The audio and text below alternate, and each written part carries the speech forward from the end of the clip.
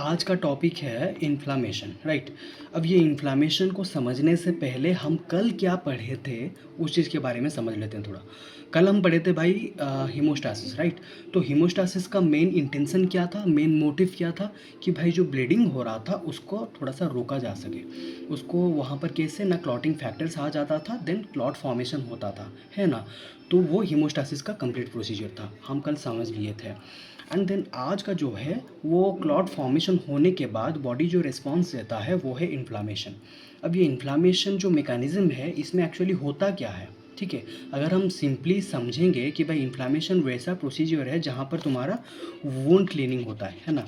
तो ये wound cleaning कैसे होता है, इसमें क्या क्या स्टेप्स है, और वो जो स्टेप्स है जितने सारे स्टेप्स है उसमें क्या क्या सेल्स तुम्हारा पार्टिसिपेट करते हैं, उनका रोल्स क्या क्या है, आज हम इसी वीडियो में समझेंगे, ठीक है। पहला आता है तुम्हारा वेजोडाइलेशन, यानी वेजल का डायलेट करना, है ना। तो वेसल अगर डायलेट करेगा, अब हम अगर सिंपली समझेंगे कि भाई जो वेसल जो होता है उसका नॉर्मल कुछ डायमीटर रहता है ना।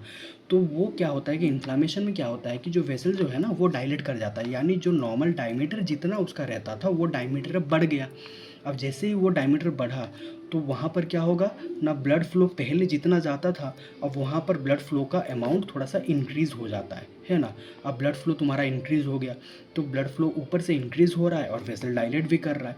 तो उसी कारण से अगर हम सुपरफिशियली देखेंगे, अगर हम स्किन के ऊपरी भाग से हम अगर देखेंगे तो तुमको थोड़ा लगेगा कि भाई स्किन तुम्हारा क्या है ना, तुम्हारा थोड़ा सा स्वेलिंग होता हुआ दिखेगा, है ना, थोड़ा सा फूला हुआ लगेगा, थोड़ा सा वहाँ पर रेडनेस एरिया देखने को मिलेगा, राइट।